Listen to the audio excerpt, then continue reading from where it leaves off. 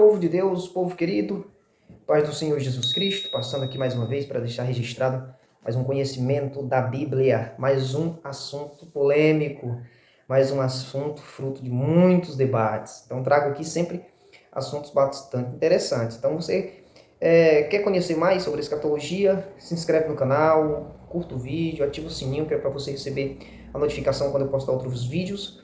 Corre lá no canal, tem bastantes assuntos interessantes sobre escatologia. O arrebatamento será secreto? Tem lá. As alianças bíblicas, quem são os 24 anciãos, enfim, muitos assuntos bastante interessantes.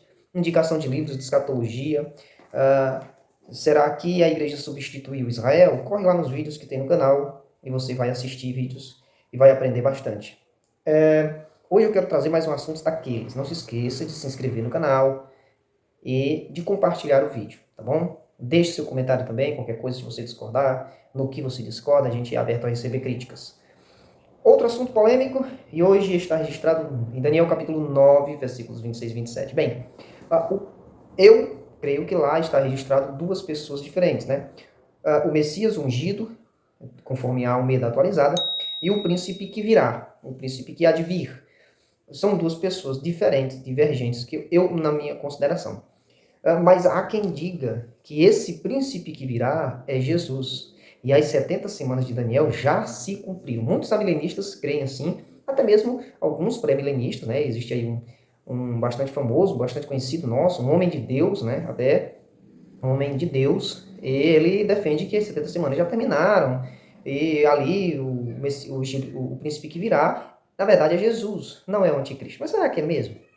Será? Então, eu elenquei aqui algumas considerações. Eu escrevi aqui 8 pontos do porquê que eu digo que não se refere a Jesus. O príncipe que virá não é Jesus. Primeiramente, nós vamos ler o texto de Daniel, capítulo 9, versículos 26 e 27. A partir do versículo 25, diz assim: Sabe, portanto, e entende, que desde a saída da ordem do restaurar e construir Jerusalém até o Messias, o príncipe, serão 70 semanas. Serão 7 semanas e 62 semanas.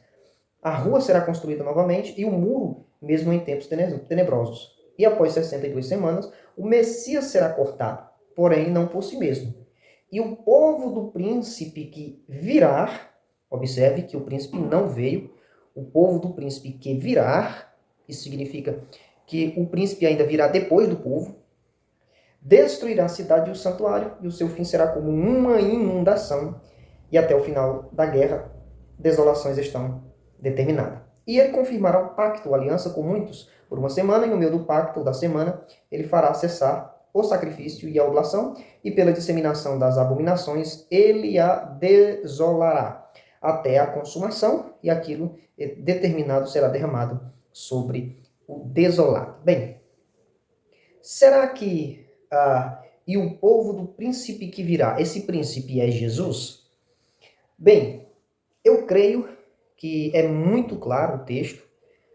Eu acho que por razões teológicas, né, nem por razões exegéticas, muitas pessoas chegam a outras conclusões. Porque uma exegese desse texto é muito simples, certo? É muito clara de se compreender, de que na verdade está falando de duas pessoas e não de uma.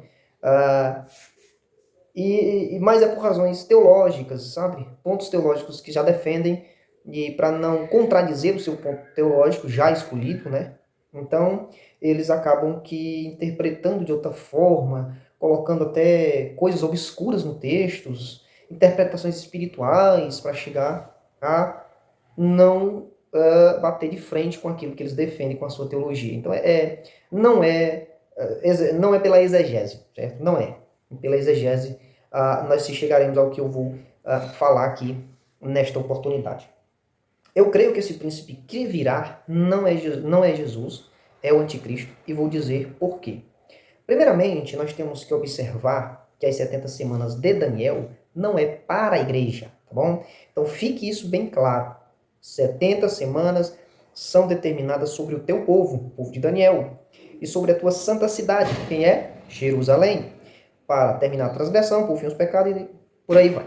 Bem, então, as 70 semanas é para o povo de Daniel, a cidade de Daniel. E Daniel vem no capítulo 9 orar justamente por Jerusalém, por Israel, na verdade.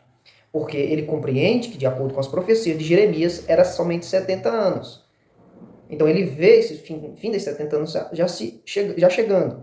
E aí ele faz uma oração e Deus responde que 70 semanas estão determinadas sobre o teu povo, é sobre Israel. Então, primeiramente, nós temos que aprender que as 70 semanas é para Israel, étnico. Não esse negócio de dizer, não, a igreja substituiu Israel. Não existe.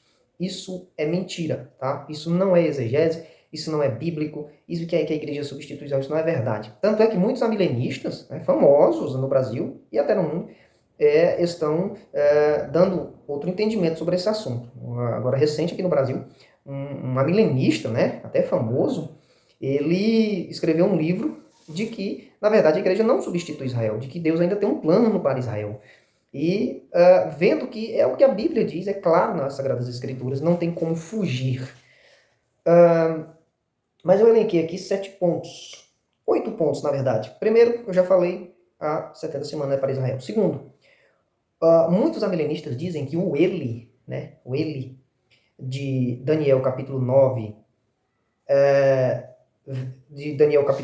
versículo 25, né, Daniel 9, 25, ou Daniel 9, 25 e Daniel 9, 26, o Eli ali, né, o príncipe e 62 semanas, e o Eli ali, o Eli, né, a palavra Eli, está na letra maiúscula.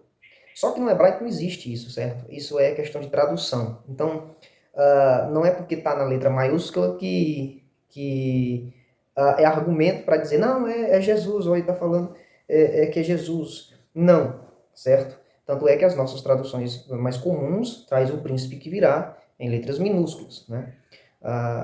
E é assim, acho que se eu não desconheço alguma tradução que coloque em maiúsculo, mas isso no hebraico não tem nada a ver, então não é argumento, não se constitui argumento. Então dizer que é porque está em letra maiúscula, né? Não vá nessa onda, porque no hebraico não tem isso, tá? No hebraico não se identifica se está falando de Deus ou se está falando de deuses, porque é letra maiúscula, tá bom? Então não é assim que se identifica, pelo menos não no hebraico.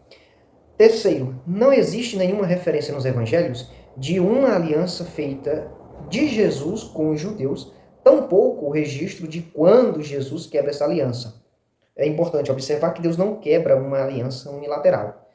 Deus, quando faz uma aliança incondicional, ele não quebra, certo? Ele não quebra.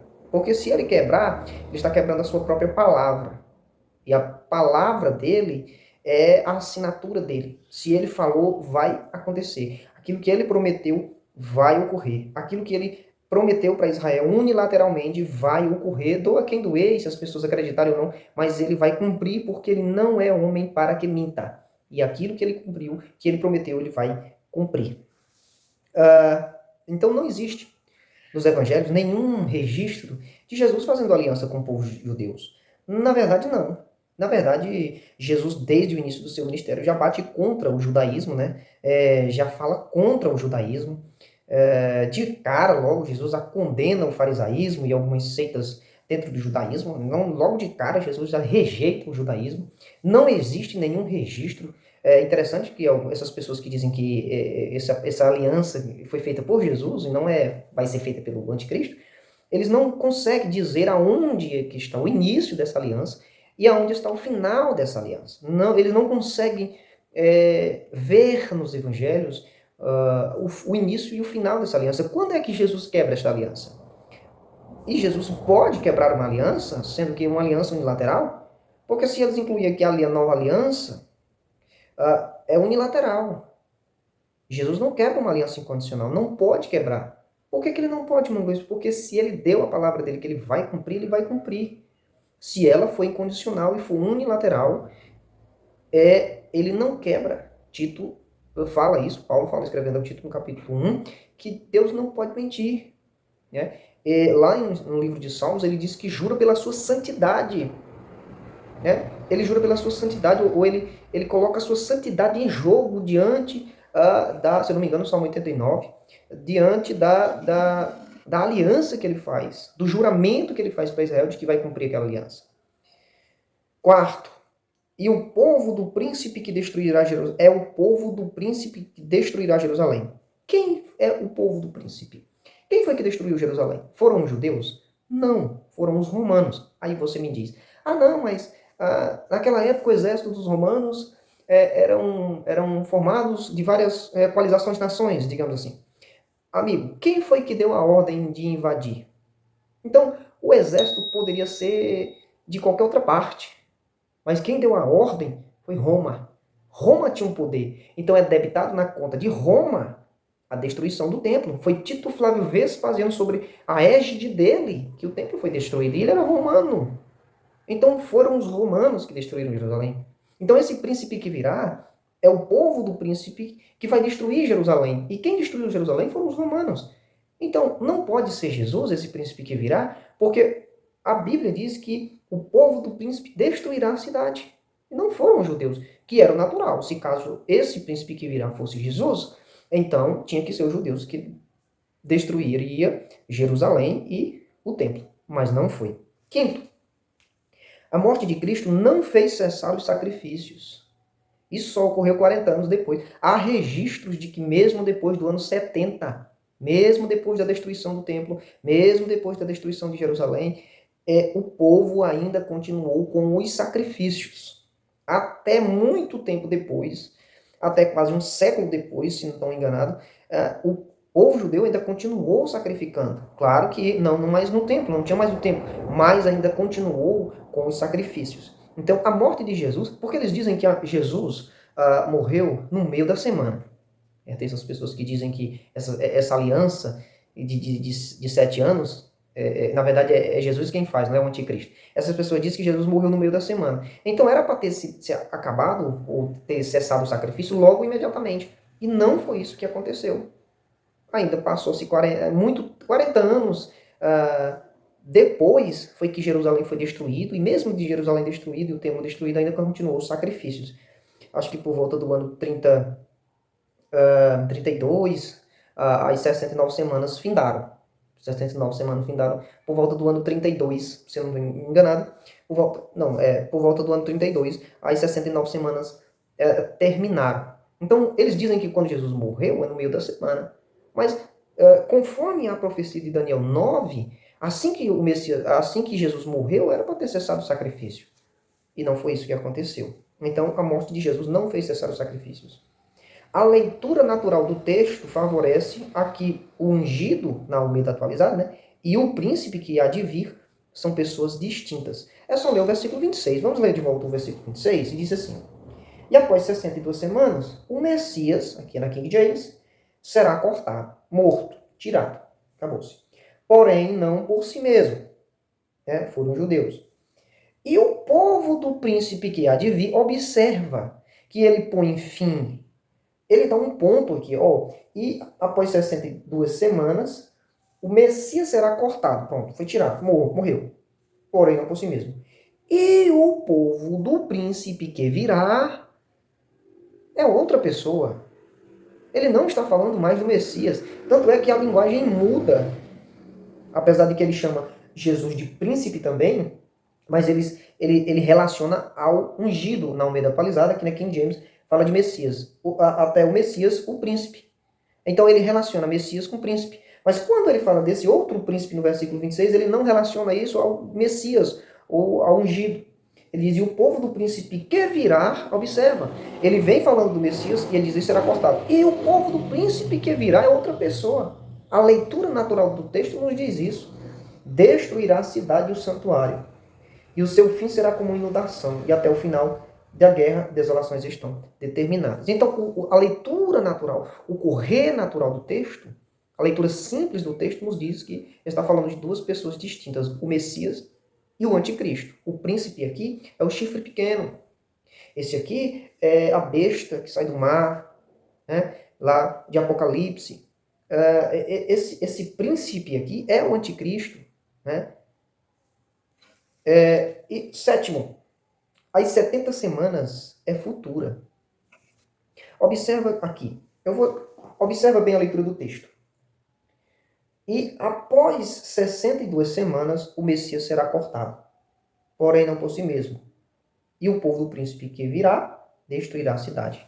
Depois das 62 semanas, né? E após as 62 semanas. 62 com 7, 69 semanas, que é 7 semanas e 62 semanas. Então, depois a morte de Jesus e a destruição do Templo de Jerusalém, ela é colocada entre a 69ª e a 70ª. A morte de Jesus e a destruição do templo nem estão dentro das 69 semanas e nem estão dentro da 70ª semana.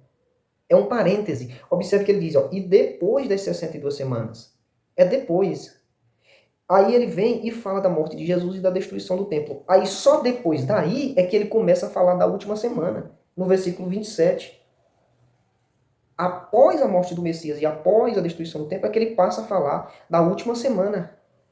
Dos últimos 7 anos, 69 semanas se passaram. Depois das 69 semanas, aí morre Jesus e é destruído o templo. Então a destruição do templo e a morte de Jesus está fora das 69 semanas e também da 70ª. Ela está entre as 2 semanas, mas nem está dentro de uma, nem está dentro da outra, segundo o texto. É depois das 62 semanas. E antes dele relacionar a última semana. Depois é que ele passa a considerar a última semana. Ele fala, e após, depois das 69 semanas, ou das 62 semanas, como na King James.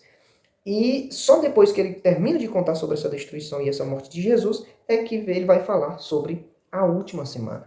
Então, o próprio Jesus, em Mateus 24, fala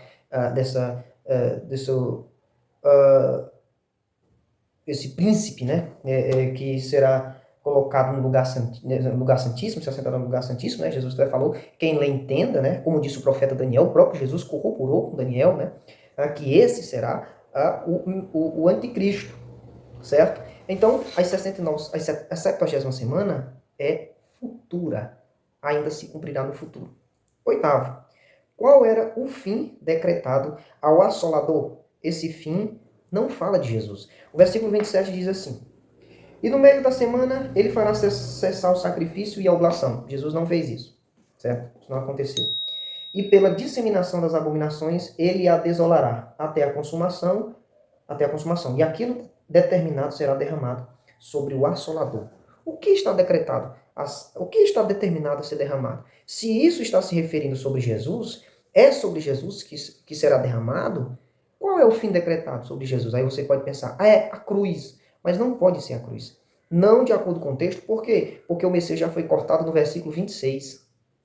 O versículo 27 já é futuro. O Messias aqui, ele já foi cortado, já foi tirado. E após 62 semanas, e mais 7 semanas, que dá 69 semanas, será cortado o Messias.